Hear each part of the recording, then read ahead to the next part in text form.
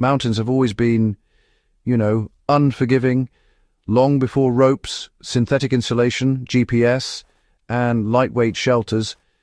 People crossed, lived in, and even fought in high terrain where, honestly, a single mistake could be fatal. They survived not because they conquered the mountains, but because they understood them. History shows that mountain survival without modern equipment depended less on strength or tools and more on timing, restraint, and terrain literacy. In mountains, movement has consequences. Historical travelers moved when the mountain allowed it, not when schedules demanded it. Routes followed ridgelines, animal paths, and natural benches. Valleys were avoided during storms due to flooding and cold air pooling. People climbed slowly and, rested often.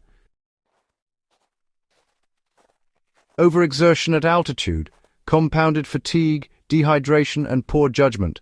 Those who rushed paid with falls, exposure, or sickness. Mountain shelter was rarely constructed from scratch. Survivors used rock overhangs, lee sides of ridges, tree lines, and snow formations. The goal was wind protection, not enclosure. Position mattered more than materials. A poorly placed shelter could actually be colder than, none at all. Survivors carefully studied wind direction, snowdrift patterns, and sun exposure before settling down. Fire was honestly unreliable at elevation. Wind, lack of fuel, and oxygen all made fire really difficult. So, survivors insulated themselves from the ground and wind rather than relying on heat sources. Natural materials like spruce boughs, grasses, and even snow were used to trap warmth.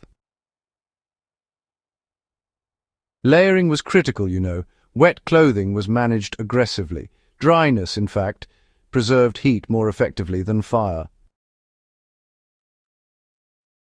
Mountain water was often clean, but honestly difficult to access. Snow and ice required quite a bit of energy to melt.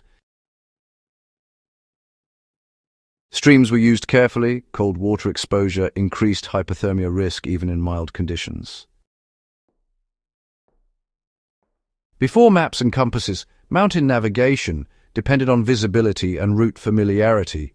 People avoided travel in fog, storms, or darkness. Getting lost in mountains was rarely survivable. Landmarks were memorized.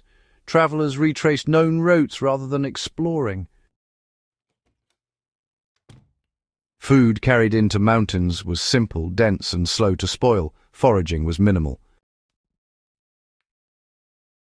Energy conservation mattered more than calorie variety.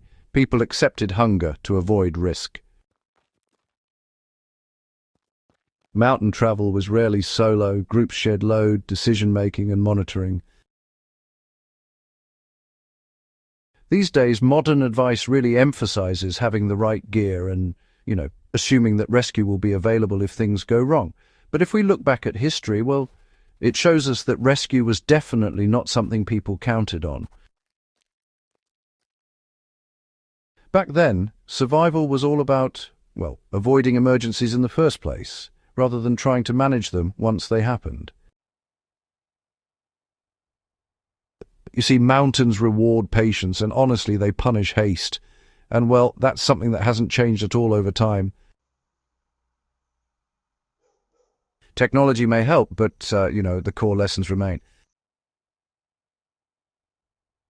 Survival without modern equipment is not romantic or heroic. It is disciplined, conservative, and honestly grounded in understanding limits.